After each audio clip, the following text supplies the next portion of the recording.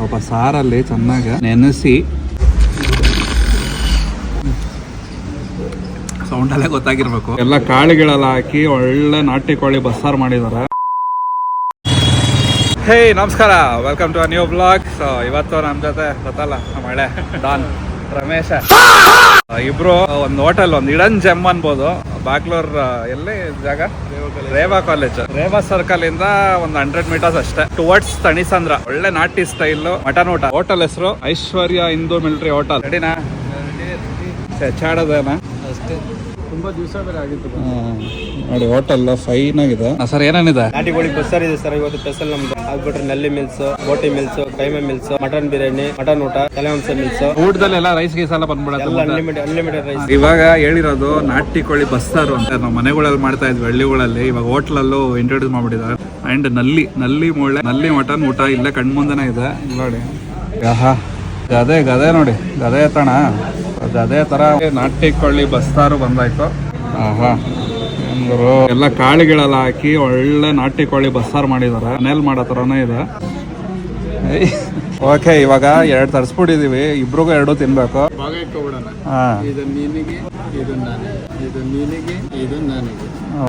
ಕೈ ಒದ್ದೆ ಮಾಡ್ಕೊಂಡು ಮುದ್ದೆ ಮುರಿದು ಸ್ವಲ್ಪ ಸರಿಯಾಗಿ ನೆನೆಸಿ, ಒಳ್ಳೆ ನಾಟಿ ಕೋಳಿದು ಸೊಗಡು ಮೇನ್ ನೋಡಿ. ಪೀಸು ಸರಿಯಾಗಿ ಕಾಳಿಗೆಲ್ಲ ಇಟ್ಕೊಂಡು ರಿಚ್ ವೈಟ್ ಪೀಸ್ದು. ಸರ್ ಅಮ್ಮಿ ನಲ್ಲಿ ಮೂಳೆ ಕಡಿತಾವನೆ, ಹೆಂಗ್ ಬೆಂದಿದೆ ನೋಡಿ ನೀಟಾಗಿ. ಗದೆ ಎತ್ತಿ ತಿನ್ಬೋಣ ಅನಿಸ್ತದೆ. ಸ್ವಲ್ಪ ಸಾರಲ್ಲಿ ಚೆನ್ನಾಗಿ ನೆನೆಸಿ, ಒಂದು ಬೈಟ್ ತಗೊಳ್ಳೋಣ.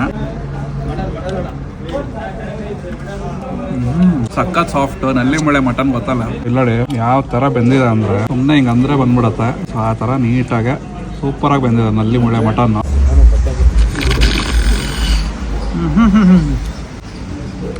ಸೌಂಡಲ್ಲೇ ಗೊತ್ತಾಗಿರ್ಬೇಕು. ನಾಟಿ ಕೋಳಿನ ಸೊ ನೋಡಿ, ಇಲ್ಲಿ ವೈಟ್ ರೈಸ್ ಬೀಗ್ರೂಟಲ್ಲಿ ಹಾಕ್ತಾರಲ್ಲ, ಅದೇ ಥರ ಬಕೆಟಲ್ಲೇ ತಂದು ಎಷ್ಟು ಬೇಕೋ ಹಾಕ್ತಾರೆ ಬರು.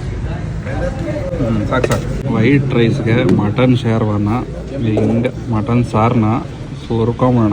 ಹುರಿದು ಒಂದು ಮಟನ್ ಪೀಸ್ನ ಹಿಂಗೆ ಮೇಲೆ ಇಟ್ಕೊಂಡು ಕಲಸಿ ನೋಡಿ, ಮಟನ್ ಪೀಸ್, ಒಂದು ಈರುಳ್ಳಿನೂ ಹಿಂಗೆ ಇಟ್ಕೊಂಡು ಎಲ್ಲ ಸೇರಿ ಒಂದು ರಿಚ್ ಬೈಟ್.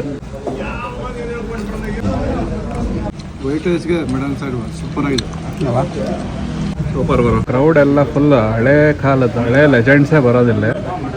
ಇಲ್ಲೊಂದು ಹಳೆ ಲೆಜೆಂಡ್ ಇದೆ ನೋಡಿ. ಈ ಥರ ಹಳೆ ಲೆಜೆಂಡ್ಸ್ ಎಲ್ಲಿ ಬರ್ತಾರೋ ಅಲ್ಲಿ ಊಟ ಆ್ಯಕ್ಚುಲಿ ಚೆನ್ನಾಗಿರುತ್ತೆ.